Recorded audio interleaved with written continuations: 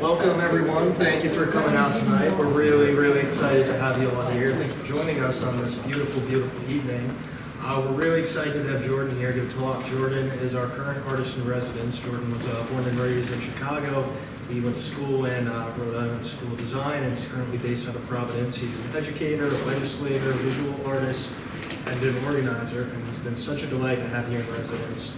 Our residency program goes throughout the year. This year we'll be welcoming more than 50 artists in residence with a bunch of programs and to follow, so definitely stay up to date. All of our programs are announced through our newsletters, on Instagram, so definitely just check out what's going on here. We always have events, talks, programming, concerts, just about everything you can think of. But I want to introduce Jordan. Jordan, come on up here.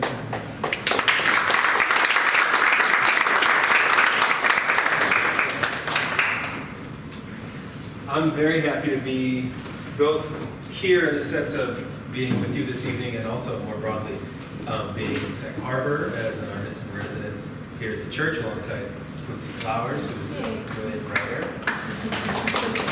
And I want to thank the church staff, particularly Sherry and Sam, who have been so accommodating and thoughtful in how they've built this program for artists. I was talking to Sam. I don't think Sam realizes how unique this place is in terms of how warmly they treat artists, to little things to be picked up at the bus stop and driven to the grocery store. It's rarer than you might think, and it really it means a lot. So I'm grateful to you all. I'm grateful also to all of you for joining me this evening. I'm going to talk a little bit about my own journey and then some of the projects that I've been focusing on in both my artistic and my political organizing life over the last few years. You'll find some of them blend together and others really swim separately, and that tension is really at the heart of my practice. So I'm excited to have you join me. Anytime I talk about my work or my life or my journey, I always start here on this 3-acre plot of land in a town called Sugar Lock, Mississippi. This tract of swampy, snake-covered marsh is where my grandfather was born and raised. When he was a young man, his parents were farmers, and he was born and raised here, walked to school with no shoes on. And when he was a young man, there was a lynching in Sugar Lock downtown. It's a town, it's 1 square mile, it's down 200 feet. Downtown, there was a lynching, and his family, my grandfather's family, was informed that if they were there in the morning, the same would happen to them. So, like millions of black families at this time, they left in the middle of the night, left all of their things behind, and moved up to Chicago, which is where I was born. A lot of how I think about myself and my work is about what it means to have so much of your identity. Chicago is so baked into who I am, and I was born there because my family was chased out. They were essentially refugees in Chicago. And so what it means to have your identity so molded by one tiny little act of violence that could have affected your family, another family, your block, a different block. These sort of hinge moments are really important to me, both politically and personally. So when I was, this clicker is really too fancy. It's too nice for me. When I was a kid, all I wanted to do was go to the Rhode Island School of Design. It was my dream school. It was my ticket out of the south side of Chicago. It was my ticket to make comic books for the rest of my life. All I thought about was drawing and painting. And about as fast as I got to Rhode Island School of Design, I was very lucky to get a scholarship, and everything I had wanted. About as fast as I got there did I realize that I hated it. I was absolutely miserable. I made it about 2.5 years, midway through my junior year, before eventually deciding that I needed to drop out. So the kid who had begged his mom to let him go to art school and convinced her that it wasn't a crazy idea and you could trust me, then dropped out of that. So you can imagine the ramifications. But I found myself totally overwhelmed by all these new political ideas that were coming into my head. I had lived in Chicago really with blinders on as a kid. I wasn't interested in history, family history, or political history. I wasn't interested in politics. My older sister was at the Iraq War protests, and I didn't want any of it. All I wanted to do was draw. I didn't think any of that had anything to do with me. And once I got to art school, I realized how naive I had been being, how silly I had been being to think that my art had nothing to do with the world. And all of a sudden, I started learning about sexism and racism and capitalism, and all these things just came pouring into my head, and I was so overwhelmed. So I ran to where it made sense, into politics. I started making flyers for an organization in Providence, probably the most sort of traditional civil rights, Southern-style civil rights organizing group in the city. And eventually worked my way up to being the campaign director for their prisoners' rights work. They saw that I had a real interest in building trust and relationships. You can see, oh my God, is there a pointer? There's a pointer. You can see little baby Jordan, pre-facial hair. This is the first rally I ever organized.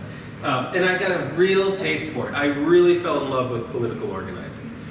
I did that for about 3 years, and in that time, I didn't paint anything. I said art life was done. I was burnt of it. All I wanted to do was politics. I ran the total opposite direction. My best friend sat me down after about 3 years of organizing and demonstrated to me, she showed me that I was being an idiot and needed to go back to school and figure out how these things could weave together, how these two sides of my life could. And so I went back to RISD, and I loved it. I was crazy about it. I would have stayed as long as they let me. I started, the first real effort I made toward figuring out how these sides of my life came together is a group of paintings called the Violences Project, where I won't get too in-depth, but I worked with the families of every homicide victim from the previous year in Providence. Took their favorite photograph and made a painting, which they own, which you can see on the right side, and then made these larger paintings that existed out in the world that tried to tell the story of who this person was, collaging police reports, media coverage, photos I'd taken inside the home, to try and tell the broader story of who this person was.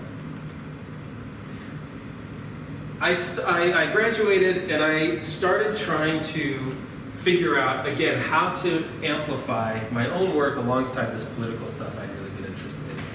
And I spent the next few years really making paintings that were about the things I cared about, but I couldn't really figure out how to really tie them together. All the while I kept working in politics. I had served as Director of Public Policy at the Nonviolence Institute, was doing federal lobbying on prisoners' rights and prison reform work, and still just really grappling with how these sides of myself come together. So all of these paintings that you see here, I'm just going to move through them quickly. These are older works that were made in this handful of years after college, trying to figure out, really searching for what that intersection in my life was. And around 2020, right before COVID, I left my position as Director of Public Policy and tried the first real attempt at bridging these parts of my life together. So I'll talk about 4 specific projects that I've worked on in the last 4 years to try and figure out how they weave together. The first is not related to painting. The other 3 are. This is a project that I took on in 2020 after leaving as Director of Public Policy. And that project is called the U.S. Department of Arts and Culture, which you may be scratching your head wondering, this is a federal agency I've never heard of. That is because it is not actually a federal agency. I think of us as a performance piece. We are prefiguring what we would want the government to do, since they never made a U.S. Department of Arts and Culture. I often joke that the only reason we're able to use this name is, we're doing this until we get a cease and desist letter from President Stacey Abrams, because she's going to make her own version of this, which would be great. But in the meantime, until that letter arrives at my doorstep, we are trying to decide what we would want this agency to look like when it does exist. How would we want it to define artists? How would we want it to engage with communities? What would support actually look like? So I'll move very quickly through a few projects we've taken on in the last handful of years. Folks may be familiar with the Works Progress Administration from the New Deal, which essentially was the government calling its own bluff. They say constantly that they can't, I'd love to support folks directly on the ground, but my hands are tied. During the New Deal, they showed that actually they really can give direct support to people who are doing work at the grassroots level.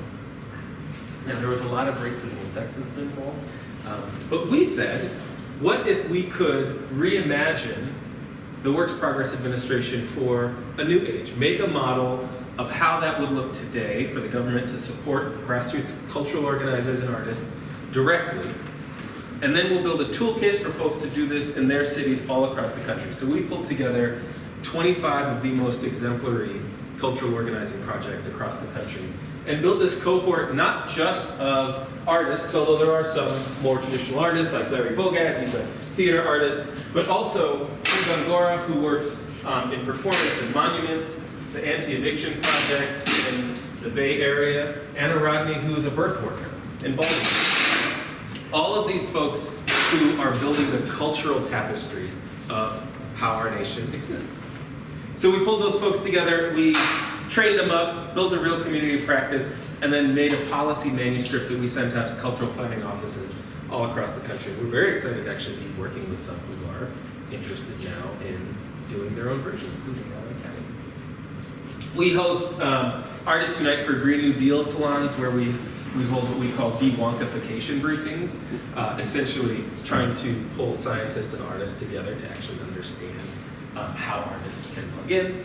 We do a lot of indigenous rights work, land acknowledgements, as well as my favorite, which is the People's State of the Union, our annual civic ritual, where we host story circles all across the country, and then collect those stories in and create the poetic address to the nation, which is where we commission artists and performers to translate those stories into our version of the State of the Union, which is not one guy telling us what the state is, but the grassroots speaking up. So working with the U.S. Department of Arts and Culture has been an important part of my artistic practice. And I still felt like I needed to figure out a way that my painting could specifically tie in. So while U.S. Department of Arts and Culture was doing a People's WPA, I decided I had an exhibition coming up, and I wanted to make all of the paintings in conversation specifically with photographs from that era. So I'll jump between photos. These are all from the Farm Securities Administration, where they were photographing sharecroppers and migrant agricultural workers in the Midwest, and folks who, had it not been for the intervention of the WPA, probably never would have had their photograph committed to again. So you'll see, I'll switch behind it, you'll see how I use these photos as compositional frameworks for reimaginings.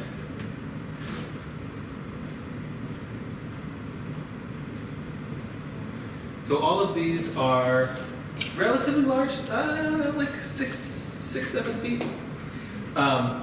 All in primarily watercolor.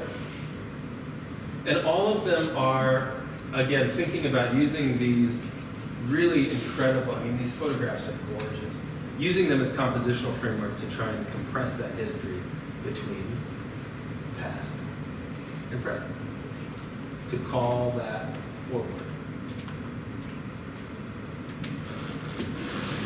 Okay. In the years between dropping out and graduating, there was a time where I was really down on my luck. No work, housing was insecure, and I was talking every other day to my grandmother, who I loved very dearly. She passed in 2021. We would talk on the phone all the time, and she let slip. She was a very tight-lipped woman. She let slip one time that land that my grandfather was born on, which no one living had been back to, technically, she had been paying property taxes on this 3 acres of swamp all along and wasn't telling anybody. It amounted to about $30 a year, and she just plugged it away. So of course she tells me this, And I got nothing else going on, so I'm like, cool. I hop in the car and I drive down to Sugar Lock, Mississippi. Now keep in mind, nobody from my family has been there. My grandfather died when I was about 15, and he, my entire life, had 2 words to say about Mississippi: don't go. So I went down there without a plan, with my family terrified. And the first time I went, I couldn't find it. Nobody knew the name Seaberry. Nobody could remember the story or anything connecting to my family. So I came back empty-handed. Second time I went, I spent about 3 days in the county courthouse going through the old deed books, seeing who bought what in 1842 and who sold that parcel to this person. Everything's measured in fence posts, which is very confusing. But after a couple days, I was able to figure out where this land was. And I drove out, parked my 2003 Ford Taurus. On the right-hand side, the forested part is where my grandfather was born. I did my favorite activity, which is I pitched a tent and a propane stove, and I said, we'll see what happens. I'll stay down here for a while. I met everybody, which is not entirely difficult to do, but I mean everybody. Folks came from every corner of town to my tent to see what this crazy kid was doing. Folks from the church nearby came and brought donations, convinced that I was in desperate need. The sheriff came by, seeing if I was on the run. But I met everyone. I had wonderful home-cooked dinners. I got a marriage proposal, everything, the whole nine. I lived a full life down there. I was there about 2 months that time, and every year since then, until COVID, I had gone back to reconnect with the folks that I'd met. The last time, 2019, I finally said to myself, oh, I forgot I'm an artist. I should probably bring a camera and document some of this. So I decided to take photos of these folks that I had been building relationships with for years, just coming back to reconnect. Again, not really looking for anything concrete to come from it, but I just knew that I was in the right place. What I was doing was going to make sense someday. And I got to spend time with some incredible, wonderful folks. This is Harvey Jordan, 94 years old, lives alone, just full of the wildest stories, some of which are factual. He's the only person I've met who remembers the lynching that sent my family away. But also he's convinced that the Queen of England visited Sugar Lock, Mississippi and knighted him. So it's grab bag. So from those photos and my time in Mississippi, I had an opportunity to have an exhibition with a gallery that I had worked with for many years and who I trusted and trusted me. So when I told them that I wasn't going to have an exhibition of big collage mixed media paintings like I usually make, I only want to do drawings of an interior space in Mississippi, they said, sure, yeah, that's fine, whatever, when most galleries would freak out. So I set out to figure out how to connect to the space in Mississippi that I'd been building relationships with. Every single show, every exhibition I had since I first took those photographs, I told the gallery, I said, I have these photos, I don't really know what to do with them, but I really want to show them. I really want to exhibit them. Every single show. And it never made sense. I was never able to figure out what to do with these photos until I decided to draw. To go back to who I was as a kid and figure out the most fundamental way that I have of understanding the world, of learning, which is drawing. So I started with this photo, which you may be surprised to know is the Noxubee County Library. So it was built as the Noxubee County Jail in 1901, and in the 80s, a group came together to transform it into a library. But they did not raise enough money to get rid of any of the jail shit. So, when you go to the Noxubee County Library, when I was first here, there was a young girl doing nursing school homework under this heavy metal balcony. When you want to get to the fiction section, you grab the bars and move the heavy doors. It exists like the most surreal time capsule. By the way, I did not know this before going in. I was actually just trying to go to the library and then said, where am I? But it exists almost like a picket sign I've written. You know, I've written picket signs that say jobs, not jails, schools, not jails, library, not jail. It's an actualized stanza of a poem. It's an actual literal picket sign. And I was so flabbergasted. I talked with the whole staff. I met the director of the library.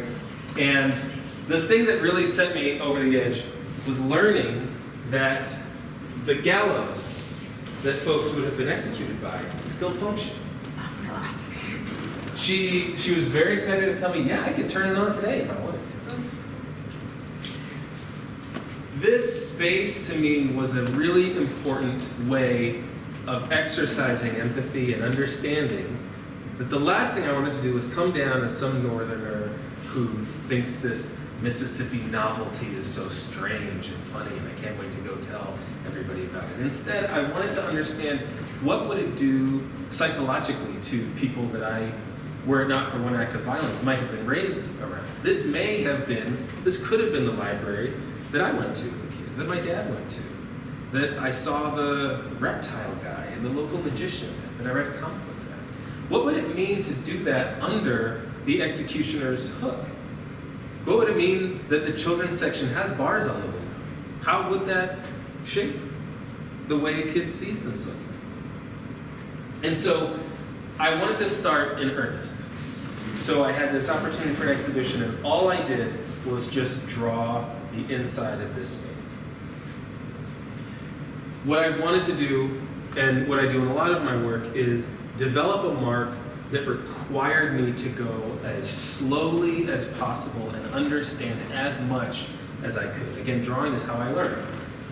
So when you look, this is 5 feet by 4 feet. This is all just number 2 pencil. And you can imagine me sitting here with the ruler, scratching in 1 bar, 2 bars. It almost broke me physically. This was the hardest physical task I had ever undertaken in my art practice. It was an act of real commitment, but also, again, I now am so familiar with how those barred walls are structured, the texture of the floor, the texture of the walls. When you're in this space, you walk up this staircase and around this balcony to get to, I kid you not, the nonfiction section. You walk over the trapdoors. You feel them shake underneath you. So again, this was a space that I had to understand. And I did that through drawing.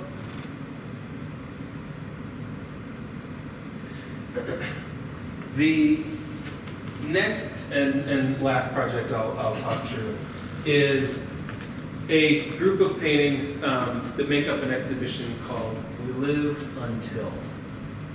And this is so recent.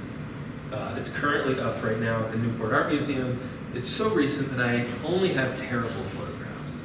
I have not had them officially photographed yet. So my only shots of the room are while they were still doing installs, so forgive me. The rest are cell phone images. But this project was built in collaboration with a hospice and palliative care doctor named Sunita Puri. She and I had been friends for many years, and I had read a book that she wrote called Life in the 11th Hour, That Good Night, which was a book about what it means to be a hospice care doctor, what it means to work with folks and say directly that death is near. How do you want to live the remaining months, weeks, hours sometimes of your life? She's a really wonderful, I think, philosopher in this way, about what it means to grapple with death, what it means to be honest with each other about death. It is a topic that our society considers very much taboo. We're not supposed to talk about death. And so reading her words, I have always just been absolutely floored by how eloquent and thoughtful she is about the subject that we're supposed to have off limits. So she and I had been brainstorming for years. Before becoming Director of Public Policy at the Nonviolence Institute, I was their homicide victim advocate, working with families of folks who had been murdered in the immediate aftermath. I also mentioned I had this painting project where I worked with families of homicide victims. So this was something, we both bonded over having careers where people say, oh my God, how do you do that? How do you not get this or that? And we both similarly feel nourished by it, feel fed and supported by, really humbled by working with folks who have no choice but to grapple with what death means. In the case of homicides, it's something nobody, rich, poor, black, white, nobody prepares for that. Nobody can ever expect that. It's the total opposite of hospice care. And so I wanted to see what overlap was there. How could we figure out a way to make a painting project that actually talked about that? And so I partnered with Dr. Corey and the UMass Memorial Hospice Care Network. And I had conversations with hospice care patients, folks who were on death's door. And I asked them very blunt questions. What do you think happens next? What do you think you will miss? What are you excited about? And the answers ran the gamut. I was told stories about how clear she is that she will see her son again. I heard stories about a woman who, she told me directly, she said, I don't know what the hell happens next. I have no control over it. I don't care. It's going to happen whether I like it or not. Different systems of faith, different ways of emotionally grappling with this thing that's out of their control. I had such beautiful conversations with these folks. And I came back, I knew I wanted to make paintings, but I also knew that I didn't want to do what I did for the Violences Project, where one painting was, one painting per person. I knew I wanted to figure out a way to expand it. And so I created 7 pieces that I'll walk through now, one for each stage of grief. In the gallery room that they're set up, they're jumbled. There's no order to them because there's no order to stages of grief. You bounce between, you jump between. You're in denial one day and then depression the next, and folks sometimes feel uncomfortable with that uncertainty, but that's how it works. So this is a studio shot. The first thing I knew that I wanted to do was something I'd never tried before, which is shaped canvases. I've always been very skeptical. It always felt trendy to me. I never wanted to do it. I texted a photo to my best friend, and all he said was, be careful. But I knew I wanted to have these paintings confront physical space differently, to engage with the viewer's body differently. So they're all 6 feet tall, and they all have varying degrees of slope to them, in reference to medical beds. All of the shapes are unique. The hardest canvases I've ever stretched in my life, absolutely just wild to get those stretched. And then all of them combine a ton of mixed media material, organic material and synthetic, tree bark, honey, sap, branches directly alongside paint and more traditional. So, the colors are a little bit off here, but it's the general. They're a little bit more saturated. But this first piece is denial. This is the only one without a harsh slope. The whole thing is shaped like a wedge. So the surface itself is flat, but from the side, you can see there's an angle. This is also the only piece that doesn't include any mixed media. Why? Because it's in denial. As far as it's concerned, it's a normal painting. It's not in with the rest of this crowd.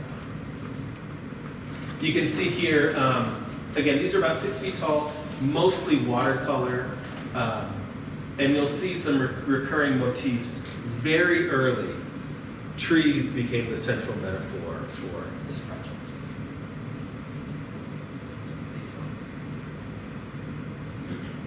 This is shock.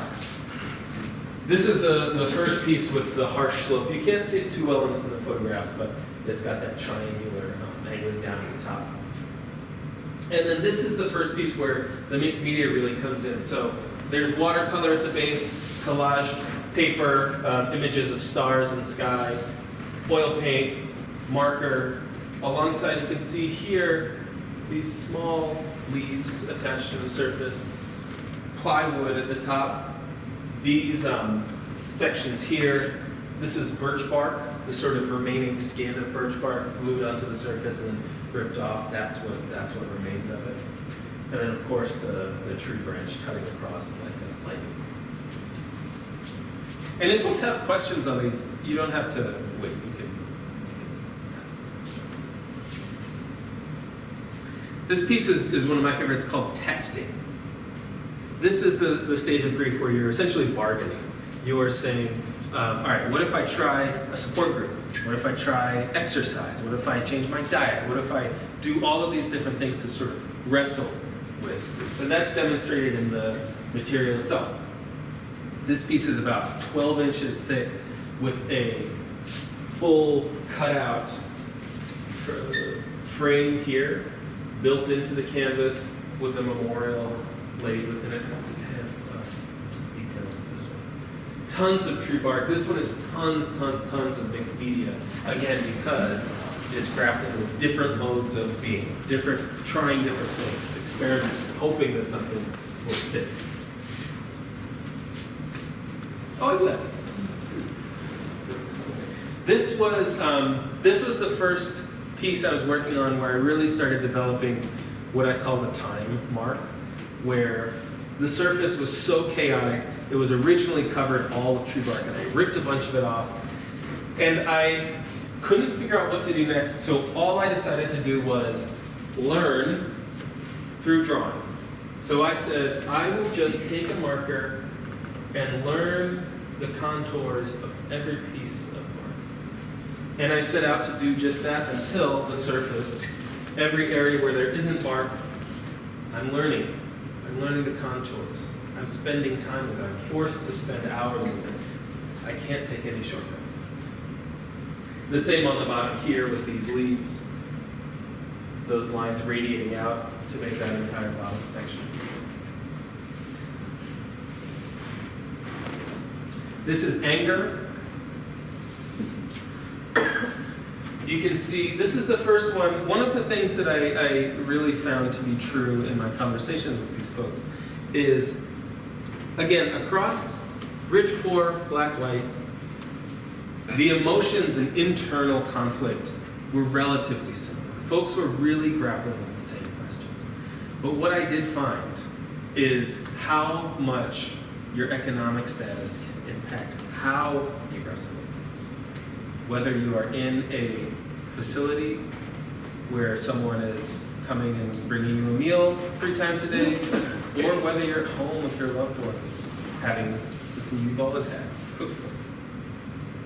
That really was the most stark difference I found story to story.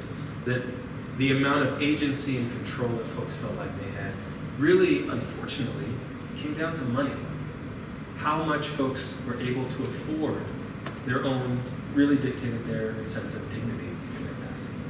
So anger, you can see the closed fist with the gold chain. These sticks are dangling in front. They come out about 2 feet from the surface. I really got to figure out how to photograph these. Again, tree bark alongside mixed media, paint, all on the surface. And again, the sort of back and forth between organic and synthetic. These are fake leaves from the funerary flowers that folks put in gravestones, which is so interesting to me that there's this huge market for these synthetic flowers that never die that we use for funerals. This is depression at the reflecting pool. This is a quiet piece, and the first where I started incorporating plaster casts of hands. You can see robins and birds. The robin is the bird that most reminds me of my grandmother. And one of the things early on that really struck me, my grandmother, I said, passed in 2021. And I have a good amount of cousins, but I think they would agree I was the favorite. We were very close. And I remember I was taking a walk. Oh, the favorite. I was taking a walk with a very dear friend of mine, and he said something about my grandma, and I said, oh, she passed a year and a half ago. And he was stunned. He said, how have you not told me this? He's a very close friend of mine. We talk about everything. And I didn't even realize I hadn't. What I didn't realize was that I had not actually talked about it with anybody. I had just subconsciously kept it inside. I hadn't processed any of it. And so these conversations with folks actually ended up opening up a ton of grieving space for me. So a lot of when I'm working on these pieces in the studio, I'm not only grappling with the stories folks have told me, but I'm thinking about my own grandmother as well. And the robin, which you see in a bunch of these, is my central image for her. Anytime I see a robin, I'm not like I don't believe in like signs and manifestation stuff, but when I see a robin, we call her happy. That is happy. With this piece, I mentioned trees became a real central metaphor for this body of work. Aspens in particular. I am a big camping, like hiking fanatic. So it's not surprising to folks that there's tree bark and leaves and dirt in these paintings. But aspens in particular are just, if folks don't know, like, they're incredible. Almost no aspens that we see coming above ground are grown from seed. Those are essentially the legs of a colony underground of aspens. It's not even really a tree, it's more like a limb. And underground is this entire community within one grove that we never see. All we see are these little fingers sprouting up, and we think they're trees, but they're so much more than that. And that unseen, silent community and connection underground really, really felt like how these folks are moving through grieving. So aspens, I should mention earlier. This piece is guilt. A stage of grief where a lot of folks, unfortunately, spent a lot of time. That photo is, that's my grandmother. That's happy. This, the surface here, it's really weird. It's woven aspen bark. So I don't even know how I did all this. I pulled it into threads, into strips, and wove it on the surface. And then there's painting and leaves and flowers and plaster casts on top. All kinds of stuff happening on the surfaces. I wish you guys could see it. The show's up till November. You'll see it. And lastly, this piece is acceptance. This one was really hard for me to make. It's the last one I finished. Because when I started, I thought I knew what acceptance meant. When I was building this canvas, I said early on, this is how the show finishes. I built into the canvas a planter box with hinges on the bottom so it can be removed. It's filled with soil, and underneath this bookshelf are ultraviolet grow lights. In that soil is planted Happy's favorite plant, the hosta. So over the course of the show, the plants will actually grow in the painting, and then once they bloom, I can actually remove them and put them in the earth. I figured that out early, but the painting had a lot more to surprise me with. No painting that I've shown you this evening, never have I known what a painting will look like before I finish it. Every single piece that you saw, I approach like a total dummy. I never know what's going to happen on the surface. I create one field of color, one big washy thing, and then I slowly figure out one element that needs to be there, and then another element to respond to that, and then another, and I'm constantly in this state of call and response. I think of painting, just like community organizing, as requiring a posture of listening more than talking. I have to be able to receive what the painting is trying to tell me it wants to do. And I have to be the vessel of that. And then I put my own ideas and it spits something back. But it always, always, always proves to me what a knucklehead I am for thinking that I could arrive at the surface with formed ideas of my own. It always, always proves that. With this piece, there was a photograph. You can't see it too well here. Okay. There's a photograph from Happy's last day of life. She is bone thin. She's, eyes closed, drooping. And I had seen this photo before, but it wasn't Happy. It wasn't the real Happy. It was like an alien or something. It just felt so different from how I'd known her. And I knew then, as I was making this, that photo had to be front and center. I had to figure out a way for the painting to require me to confront this piece of my life that I didn't want to.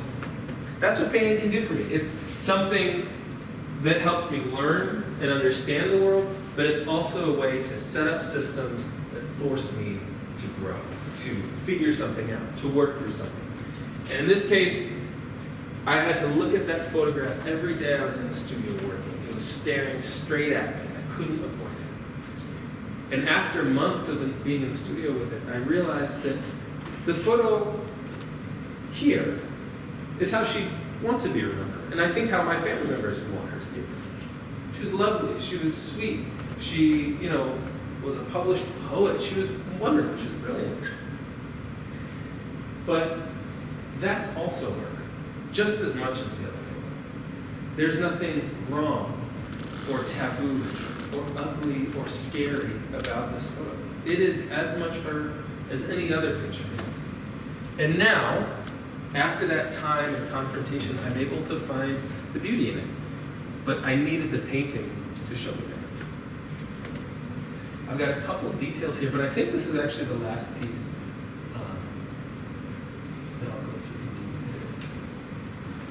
So, all of this to say, for me, my practice has always been about learning. When I teach now, and students come up to me all the time because they know I'm like the political guy, and they want to get into activism, or they want to make art that's about political topics. And they'll come to me and they'll say, Jordan, how do I make sure people understand my message? How do I make sure that I'm being clear and that, I'm getting my ideas across? And I'll end with the thing that I tell them every single time, aside from, first off, slow down and relax. I always tell them, don't worry about what you are trying to say. Don't worry about getting your message across or how clear you are. Don't stress. Don't ask yourself, how do I get my message out? Ask yourself, who do I want to listen to? And when you enter that question, you enter your work and your life in a posture of listening. And messages, conversations come from them. So I will end there. I'm very grateful to all of you for joining.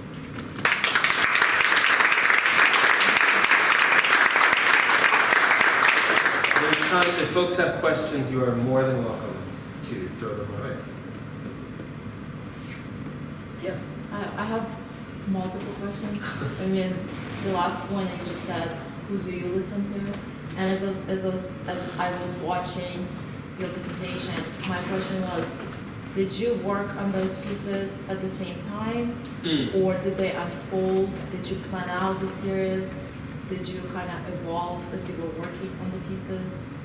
Just kind of the process. Yeah. And how and why? That's a great question. And the answer is, I'm working on them all simultaneously. And no, I I have no plan.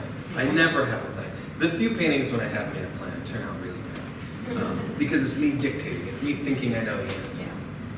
So these paintings have all gone through tons of iterations. Originally, these lights were attached to the top. The surface was only blue and it had a plaster cast of hands sprouting out from the surface.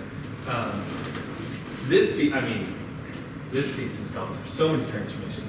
My wife basically, at this point in our relationship, she doesn't even want to tell me when she likes something because she knows if she says she likes it, it's probably going to get covered up the next day or be painted blue or something the next week. So no, I never know. I never plan them out. I don't sketch my work out. All of it happens. The life of the thing is on the canvas. The life of the thing is while it's on the wall. So from start to finish, that whole conversation happens on the canvas. And the concept as well, look where you're going with it, the progression. Yeah. Yeah, it's slow. I mean, they take months. Most paintings usually take about 6-7 months each. So it's really like you go in deep and then like wherever it takes you, like the journey kind of. Yeah, they're very deliberative. Gosh, I wish I had some in-progress shots. They're very deliberative and slow. Yeah. And again, constantly back and forth. And there are a lot of paintings where I've made something that I thought was really beautiful, and then 5 steps later, I'm like, I have to cover it up now, because that's what painting means. Thank you so much. I just think that this tonight is like a performance piece because I really don't like when artists talk about their paintings. But Oh, I'm so you're, sorry. What? I'm so sorry, I've been checking out paintings. No, I mean, this is a completely different dimension.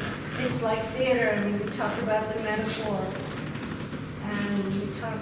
You've touched on. You've mirrored so many things in my own life that I'm like about to cry.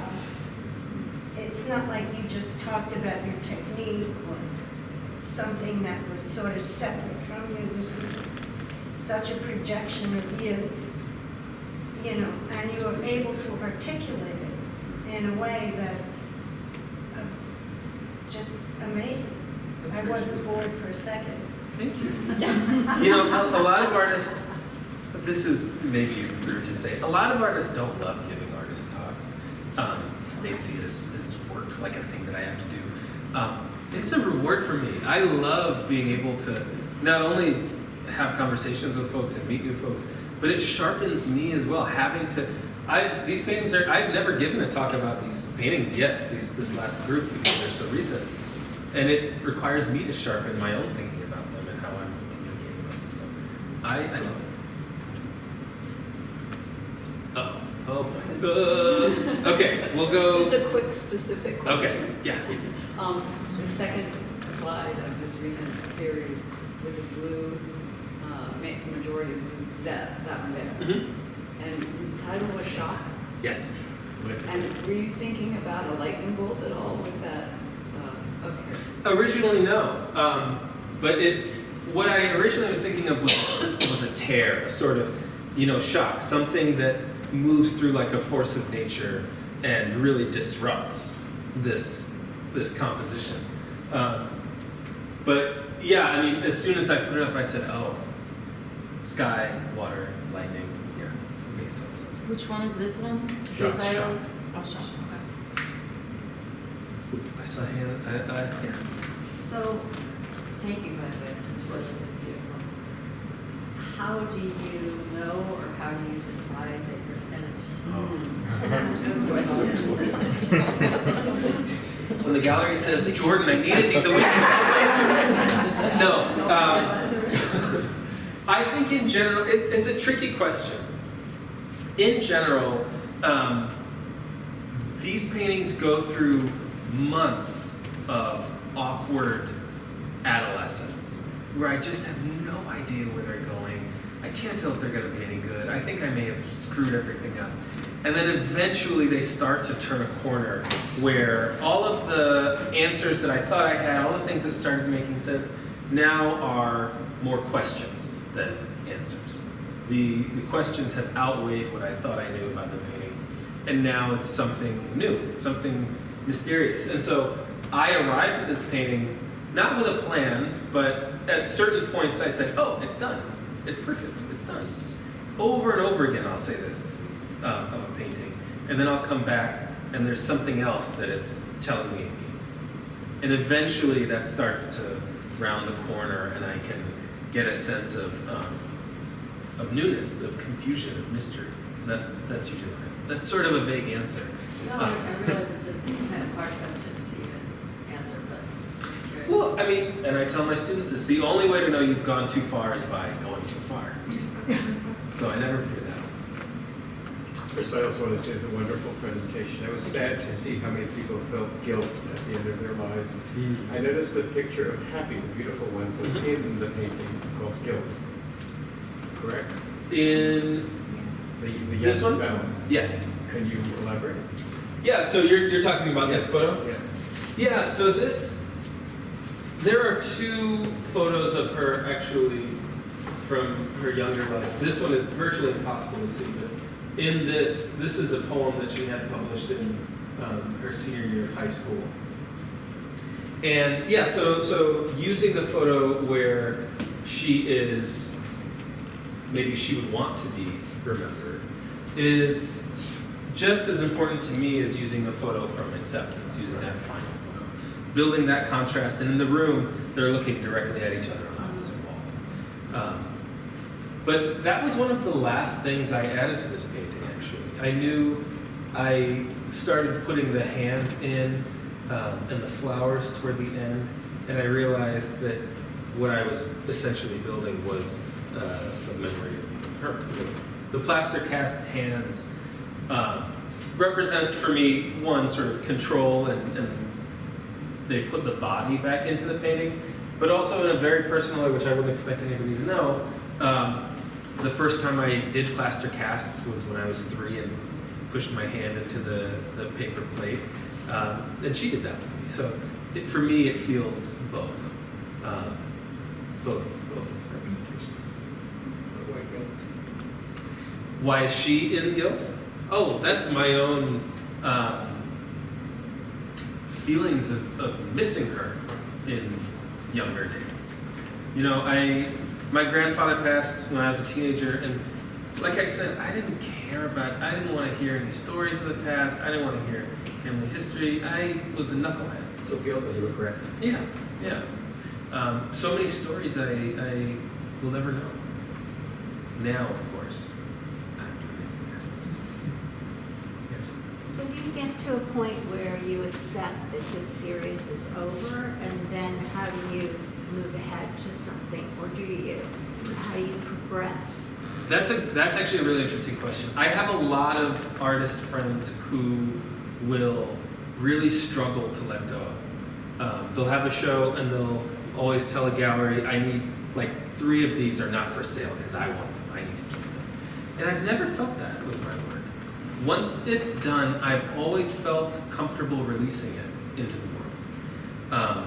For me, the time that I have, again, the time is so long with each painting, and the conversations are so challenging with the paintings, that once that cycle has been completed, once that relationship has been completed, I'm actually really happy for them to leave and go into the world and try a new project, move on to something else. There's obviously through lines project to project. I think I will be coming back to some of these works and some of these conversations and practices. But yeah, it's never been a challenge for me to continue moving on and releasing them. Do you mind talking about what you're doing here? Oh. Because it's really different. Yeah. Well, that's the funny thing. It is actually, this is just almost exactly how all of them start. This piece is probably at 1%, but all of the pieces you've seen start off with this sense of confusion and chaos, and this is where I sort of, this is like the archaeology phase. So in this moment, I am covering the canvas with one thing and then sanding the whole thing off, and then putting a wash of color and then wiping it off, and just really, this is a space of total push and pull. But yeah, all of the paintings start this way. You can see the one that's closest to its original state is Denial. And you can see a bit of a similarity in the way that the colors sort of wash and move together, and it's much more abstract. And that's much closer to how an image originates in the studio. Yeah. Is mixed media generally your thing, or is I should know that, and it seems like your drawing is very different from your painting. It's much more controlled because I mean I'm an artist too, and then my drawing is very different from my sculpting and painting, and it's much more I don't know.